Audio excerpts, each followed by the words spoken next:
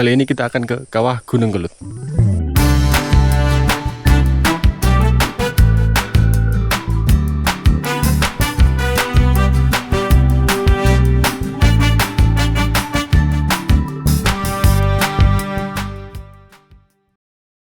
Ini kita habis beli tiket,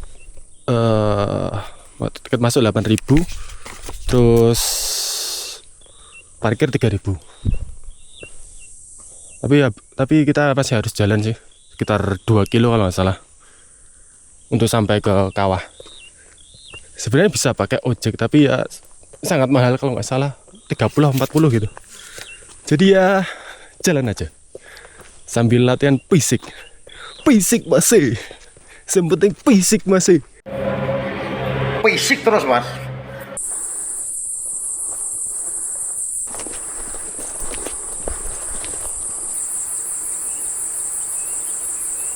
Mantap sekali, cuacanya sangat berkabut.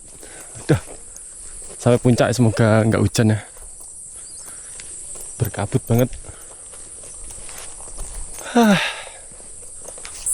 Salah satu erupsi terbesar yang pernah terjadi di Gunung Kelut itu terjadi pada tahun 1919 di masa kolonial Belanda. Jadi pada tahun tersebut Kelut pernah erupsi dengan kekuatan 4 VI. 4 VI itu ya setara dengan erupsi Kelut tahun 2014. Tapi itu menjadi erupsi Kelut yang paling mematikan yang pernah tercatat dalam sejarah di tahun 1919 itu. Dalam catatan Belanda pada waktu erupsi tahun 1919 tercatat sekitar 5.000 jiwa meninggal dunia akibat erupsi Gunung Kelut. Jadi mengapa Gunung Kelut menjadi salah satu gunung api yang paling berbahaya dan mematikan di Indonesia? Karena ya salah satunya adanya sejarah itu. 5.000 lebih orang meninggal akibat erupsi Kelut tahun 1919.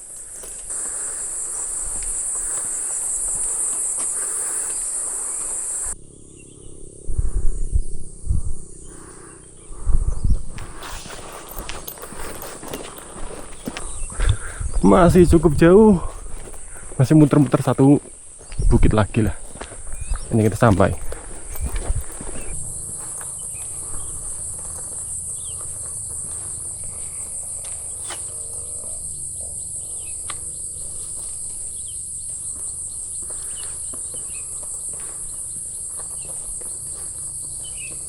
Sangat berkabut. Sial. Ke sini posisi berkabut, tidak ada yang bisa dilihat.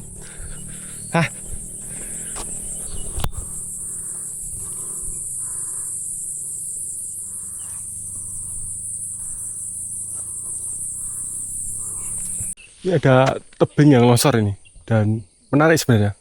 Terlihat itu sangat lapuk ya, warnanya kuning-kuning itu. Itu bereaksi sepertinya sama lava. Nah, ini sangat lapuk sekali. Ini sepertinya terkena alterasi atau sistem panas bumi. Jadi batuannya sangat lapuk. Kalau dibandingkan yang lain tadi, ini sangat lapuk. Dan itu warna kuning-kuning sepertinya bekas terkena alterasi.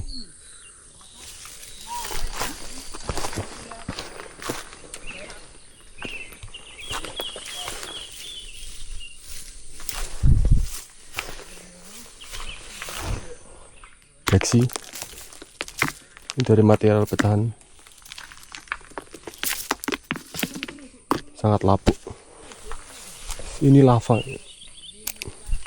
sangat lapuk sekali dalamnya.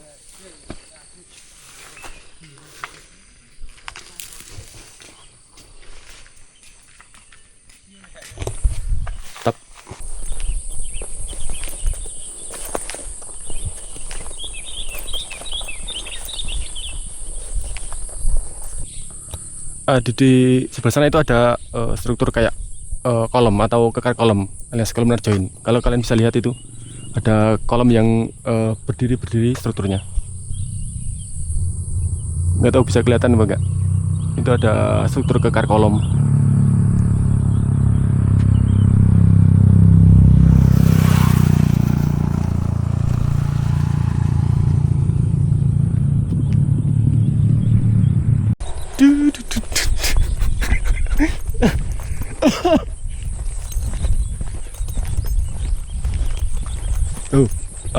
Lava-lava dari erupsi Gunung Kelut.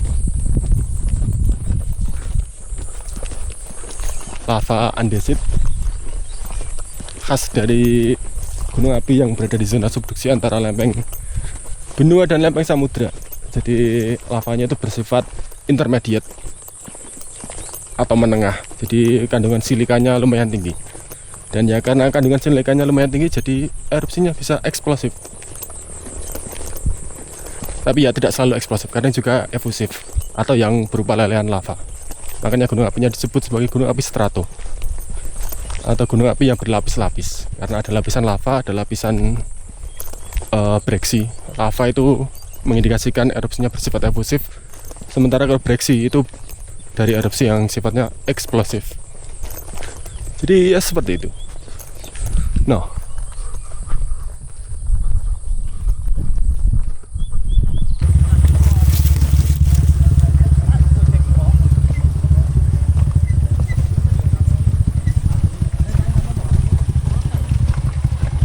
udah mau sampai guys. Ini udah terowongan Ganesha, ini udah pintu gerbangnya ke Kawah Kelut.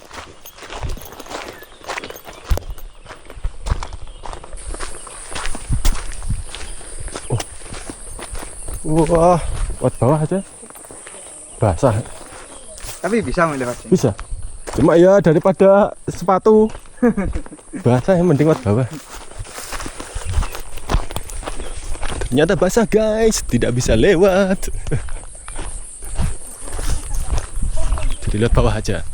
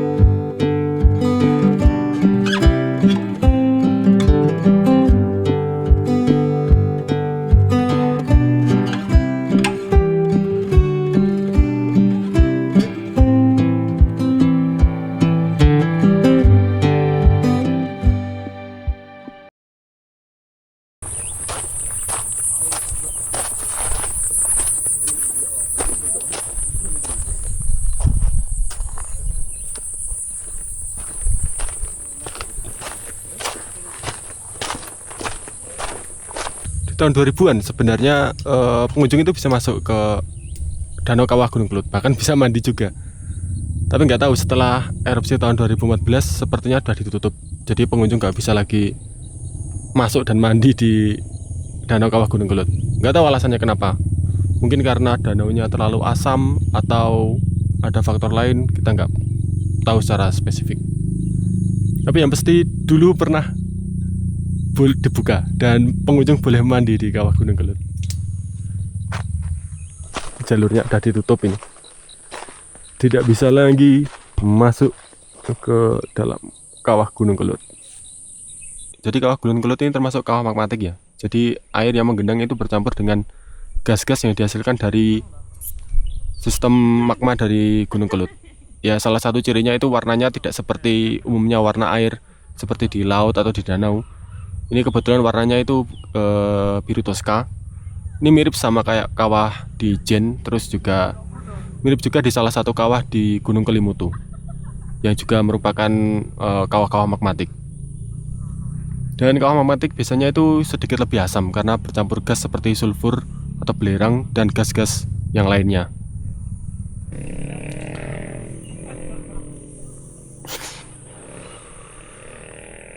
Danau Kawah Gunung Kelut ini juga pernah sempat hilang pada erupsi tahun 2007 karena di dalam danaunya itu tumbuh anak kelut atau kubah lava sehingga air danaunya kering. Kemudian kubah lavanya itu hancur atau terbongkar kembali pada erupsi tahun 2014 yang sangat terkenal itu, yang abunya bisa sampai ke Jawa Barat, ke ke Bandung, bahkan ke wilayah-wilayah seperti di Jogja, Solo, itu benar-benar gelap gara-gara abu vulkaniknya dari Gunung Kelut. Rata-rata tingkat erupsi Gunung Kelut itu berada pada 3-4 VI. Jadi dan karakternya cukup eksplosif. Gunung Kelut ini punya tipe erupsi plinian. Jadi erupsi plinian itu erupsi yang menyemburkan kolom erupsi itu ke atas dulu. Tahun 2014 itu kalau nggak salah ketinggiannya itu lebih dari 20 km, 19 atau 20 km gitu dari kawahnya, semburan kolom erupsinya itu. Baru setelah itu di atmosfer baru menyebar sangat luas. Jadi mirip kayak kalau kalian tahu Jamur Barat, ya bentuknya kolom erupsi plinian itu tipenya kayak gitu. Dan rata-rata tipe erupsi Gunung Kelut itu relatif singkat. Jadi waktunya cukup singkat tapi langsung sangat eksplosif. Sebenarnya erupsi Gunung Kelut ini mirip-mirip sama Krakatau. Krakatau itu juga tipenya plinian. Hampir mirip juga sama Tambora. Kalau Tambora itu kan lebih di atasnya lagi. Bukan plinian tapi ultra plinian. Jadi lebih tinggi lagi kolom erupsinya dan volumenya juga jauh lebih tinggi. Tapi bentuk erupsinya itu hampir mirip plinian.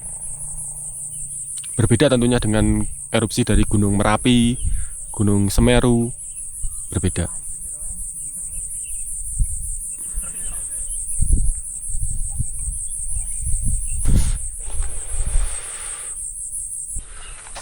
Selain itu juga sebenarnya di Gunung Kelut ini di sekitar kawahnya ini udah dibangun beberapa terowongan ya.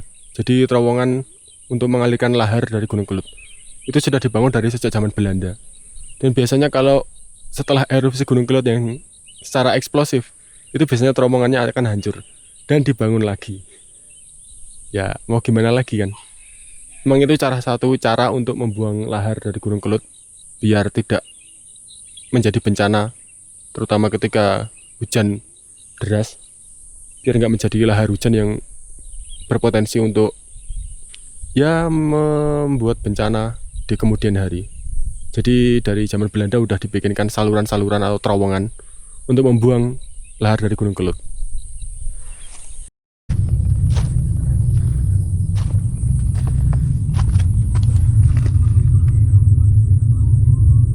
Dilarang memasuki kawasan air, kawasan kawah aktif Gunung Kelut dari paling PVMBG mungkin. Nanti saya kok, ini kok sampai dekat diri kok, bapaknya benci saya kok, ini kok. Ini kok, sisi loro, telu.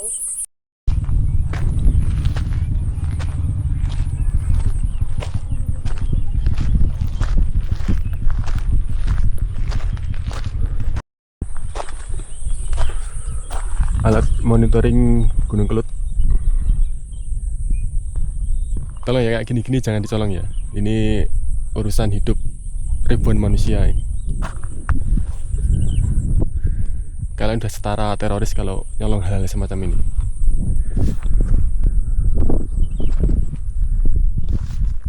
Panel surya.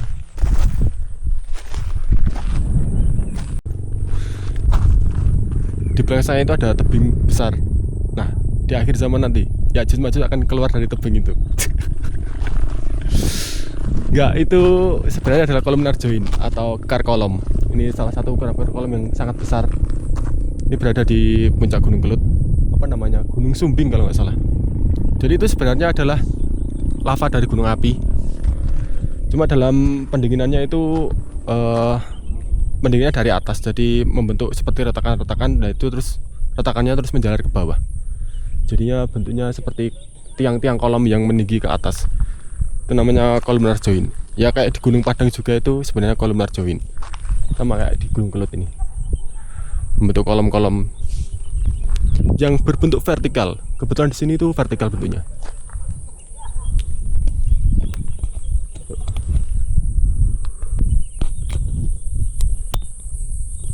Tuh lihat.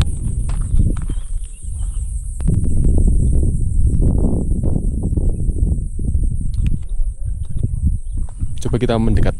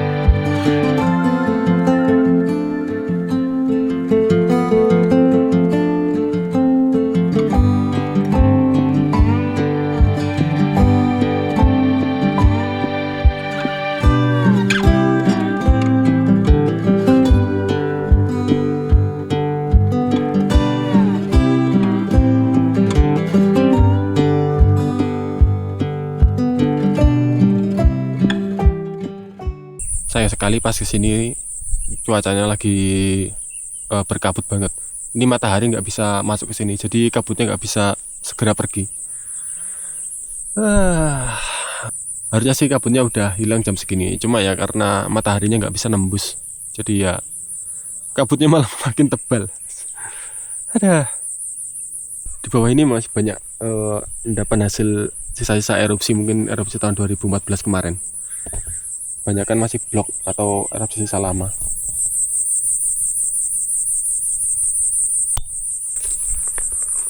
Ini skoria atau semacam batu apung, tapi dia lebih mafik atau lebih banyak unsur-unsur seperti feromagnesium atau besi dan magnesium, jadi warnanya lebih hitam.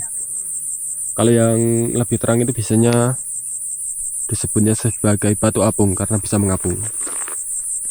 Kalau yang erupsi Kelut kemarin itu kebanyakan lebih ke skoria memang. Kalau ini batu apung, ini sangat ringan, ini banyak mengandung silika, bahkan komposisinya mayoritas itu silika, jadi sangat ringan. Kalau di air bisa mengambang ini. Dan ini lubang-lubang ini menunjukkan kalau erupsi yang dihasilkan Gunung Kelut itu mengandung banyak gas. Nah, ketika lavanya itu naik, nah gasnya itu keluar lewat lubang-lubang ini, jadi meninggalkan jejak lubang-lubang ini.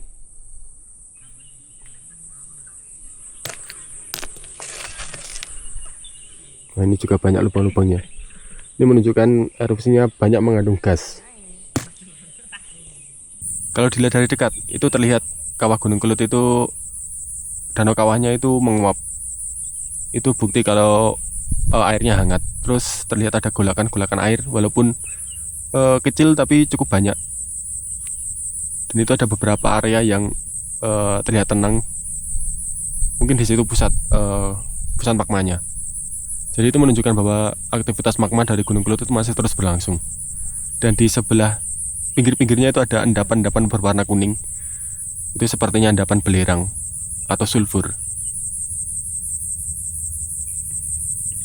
Seperti itu.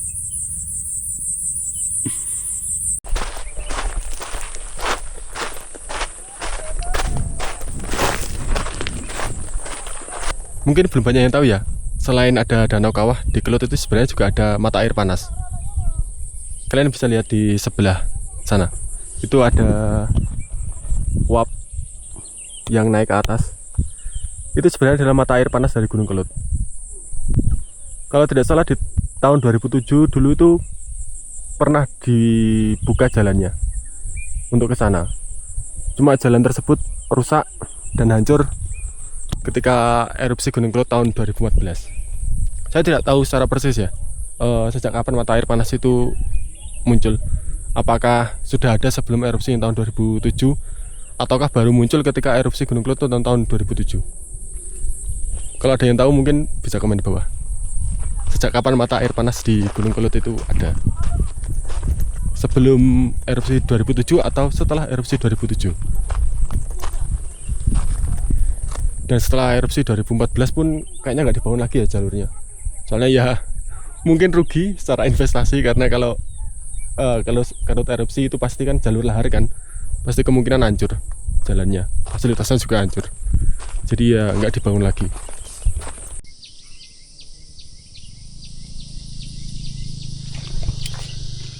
Sebenarnya tadi itu mau ngedrone ke mata air panas Gunung Kelut, cuma ya gimana, kabutnya kayak gini nggak kelihatan sama sekali tadi nyoba yang drone. Ya mungkin lain kali aja kesini lagi buat lihat mata air panas Gunung Kelut. Hari tidak tepat sekali, kabut.